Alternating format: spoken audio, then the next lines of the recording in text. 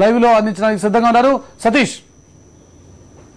మురళి, మనం చూస్తున్న ఉదయం నుంచి కూడా ముఖ్యంగా కమలాపురం నియోజకవర్గానికి సంబంధించి ఎమ్మెల్యే వీరశైవర డాగడాకు సంబంధించి డైరెక్ట్ గా ఎస్పీఐ ఇన్వాల్వ్ అయ్యి హౌస్ అరెస్ట్ ఆదేశించిన ఆయన విచ్చలవిడిగా తిరుగుతున్నట్లుగా మనకు వార్తలు వస్తున్నాయి. ఇప్పుడందిన మరో తాజా వార్త, పెండ్లిమర్ల మండలం కొత్త గంగిరెడ్డిపల్లి హరిజనవాడలో ఓటర్లపై పోలీసులు వీరంగం సృష్టించారు. ఓటు వేయకుండా అడ్డుకుంటున్నారు. ఇదేమని అడిగితే లాఠీ చార్జీ కూడా దిగినట్లుగా మనకు సమాచారం ఉంటుంది. దీనిపై పూర్తి వివరాలు మా కరెస్పాండెంట్ సంజయ్ రెడ్డిని మనం అడిగి తెలుసుకుందాం. సంజయ్ రెడ్డి, ప్రస్తుతం పెండ్లిమర్లలో తాజా పరిస్థితి ఏంటి? ఎందుకు పోలీసులు హరిజనవాడలోని ఓటర్లను అడ్డుకుంటున్నారు?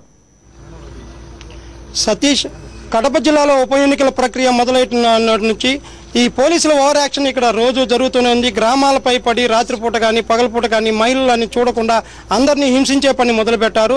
తాజాగా హ్యూమన్ హెచ్ఆర్సీ కమిషన్ ప్రకారము ఈ మధ్యలో ఆపేసిన పోలీసుల దాడులు తిరిగి ఈ రోజు మొదలయ్యాయని చెప్పవచ్చు. పెండ్లిమర్రి మండలం కొత్త గంగిరెడ్డిపల్లి హరిజనవాడలో తమ గ్రామంలో ఓటు వేయడానికి ఉద్రిక్తమవుతున్న ఈ గ్రామస్తులపై ఈ పెండ్లిమర్రి ఎస్ఐ రామాంజనేయులు ఆయన దాడి జరిపి తన సిబ్బందితో సుమారుగా బాగా లాఠీ చార్జ్ చేశాడు. ఈ లాఠీ చార్జ్లో ఒక చిన్న పిల్లోడితో పాటు మరో 2 మహిళలు ఒక యువకుడు కూడా గాయపడడం జరిగింది.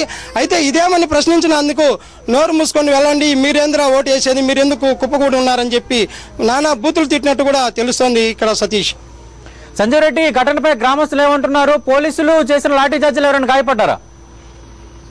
పోలీసులు చేసిన లాఠీ చార్జ్లో వెంకటేష్, లక్ష్మీదేవి అని 2 గాయపడ్డారు. వారిద్దరికి ప్రస్తుత పరిస్థితి అంత ఉద్రిక్తంగా గ్రామంలో ఉంది కానీ అయితే వారి పరిస్థితి మాత్రం పర్వాలేదనిపిస్తోంది. ఒక మహిళలకు మాత్రం ఈ కాలు ఎముక విరిగినట్టుగా తెలుస్తోంది. సతీష్, అయితే ఈ గ్రామస్తులు మాత్రం ఈ పోలీసుల చర్యపై తీవ్రంగా ఆగ్రహిస్తున్నారు. వీళ్ళు ఇటువంటి చర్యలు ఎందుకు పోలీసులు చేస్తున్నారు, ఎందుకు మమ్మల్ని ఓటు వేయడానికి కూడా పోనీకపోతున్నారని ఇక్కడే ఉన్న మన గ్రామస్తులను అడిగి తెలుసుకుందాం. సతీష్, చెప్పండి, ఇక్కడ ఏం జరిగింది? ఎందువల్ల పోలీసులు ఉదయాన్ని వచ్చి మీ దగ్గర 11 గంటల ప్రాంతంలో ఓవర్ యాక్షన్ చేసి మిమ్మల్ని ఎందుకు వాళ్ళు కొట్టడం జరిగింది? అలాగే చిన్న పిల్లోడు అని చూడకుండా మీ వెనుకున్న విద్యార్థిని ఆ చిన్న పిల్లోడిని కూడా కొట్టడం జరిగింది. చెప్పండి. నమస్కారం సార్, మేము పొద్దున్నే ఓటేను పోయి చాలాంటి పిల్లలు చెప్తానేమో, ఆ తర్వాత ఎనుగో ఈ గుర్తింపు కార్డులు తీసుకురమ్మని చెప్తానేమో, ఇద్దరుగా పోతానేమో. మా కాలనీకి ఇన్ని ఎక్కడికి వచ్చి దగ్గరికి పిలిచండి, చర్చి పక్కన యువతలేంగా మాకు బూత్కి వచ్చేసి 4 పల్లెలు దూరం ఉంది. మేము ఎవరైనా పిలిచండి, నేరుగా పిల్లవారు ఎస్ఐ గారు కానిస్టేబుల్ అందరూ వచ్చి మీరు ఏదైనా సరే పటపట కొట్టారు. 2 కింద దెబ్బలు, మిగతా పిల్లలు కూడా పరిగెత్తే కింద పడతారు చనిపోయే పొజిషన్లో వీళ్ళు దెబ్బ తిన్నారు సార్. దెబ్బ తిని ఏమైతే పరిస్థితి అంటే ఏమేంటి చెప్పలేదు. మా గ్రామంలో వాళ్ళు కూడా పరుచుకోలేదు. ఏమేంటి ఓటు అంటే మా ఓటు ఎక్కలేదు, ఎందుకు కొట్టారు మేము అడిగితే ఇట్లా వాళ్ళకి చెప్పేది లేదు సార్. మేము ఈ ఓటు మేము దానికి నిలేసాం సార్ పోలీసులు. నమస్కారం సార్. సతీష్, ఇక్కడ మరికొందరు గ్రామస్తులు ఇక్కడే ఉన్నారు. మరో మహిళలు కూడా గాయపడింది. ఆమె గురించి కూడా ఆమె ఎందుకు ఇక్కడ గాయపడడం జరిగిందో, ఆమెకు ఎందుకు పోలీసులు ఏమని తిట్టారో, ఎందుకు తిట్టారో కూడా ఆమెను అడిగి తెలుసుకుందాం. హలో సార్, నమస్కారం సార్. పిల్లలు పరిగెత్తొస్తుంటే నేను వచ్చినా సార్ అక్కడ నుండి అంగడి పోవాలని. ఆమెను కొట్టినారు, దెబ్బలు తగిలినాయి. పిల్లలను ఎత్తుకొని ఆమెను పరిగెత్తుకుంటూ వచ్చి దెబ్బలు తగిలినాయి. అంతే సార్. నమస్కారం సార్. సతీష్, ఇంకొందరు గ్రామస్తులు ఇక్కడే ఉన్నారు.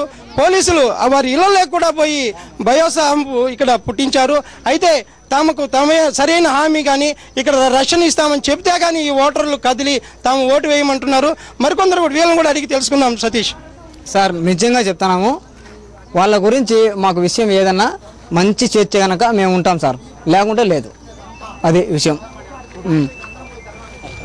మాకు ఉండేది కొట్టాల్సిన అవసరమే ఉంది సార్. ఇంత జౌర్జన్యంగా కొట్టాల్సిన అవసరమే ఉంది. పోలీసు వాళ్ళు అంత ప్రభుత్వం వాళ్ళది ఉందని మమ్మల్ని కొట్టాల్సిన అవసరమే ఉంది సార్. ప్రభుత్వం వాళ్ళది ఉందని మమ్మల్ని కొట్టాల్సిన అవసరమే ఉంది. మేము పోతున్నాం, 4 పోతున్నాం సార్ ఓట్లేను. మా చర్చి కాడికి వచ్చి ఎదురికి వచ్చి అక్కడి నుంచి వచ్చి కొట్టేందుకు పిల్లలు వస్తున్నారు. మా వెనకాల వాళ్ళు కింద మీద పడితే పిల్లల కోసం నేను ఎదుర్కొంటే, ఈ పిల్లల కోసం నేను ఎదుర్కొంటే వచ్చి ఏమైనా కొడతారు సార్. మళ్ళీ మేము అందరం అప్పుడు గుంపయ్యి మమ్మల్ని కొట్టాల్సిన పని ఏముంది సార్? నువ్వు ఇట్లా మేము ఓట్లైన పోతున్నాం, మేము తాగి అల్లరి చేస్తున్నామా, లేకుంటే రోడ్లో ఏమన్నా ఉన్నామా, మాది ఏం సార్ నువ్వు చెప్పు అని అంటే అప్పటికి మా మీదకి వచ్చి మళ్ళీ అదివో ఇదివో అని మాట్లాడతారు సార్. మమ్మల్ని ఇప్పుడేం ఓటేయాలా, మళ్ళీ ఏంటి వాళ్ళు లేదు సార్, అలా అయిపోయి అప్పుడే ఉండారు, జనం ఉండారు, ఆడ ఫుల్గా రష్గా ఉంది, అప్పుడే మీరు ఎందుకు వస్తున్నారు అని మాట్లాడి మమ్మల్ని దౌర్జన్యం చేసినారు సార్. మాకు న్యాయం సార్. మాకు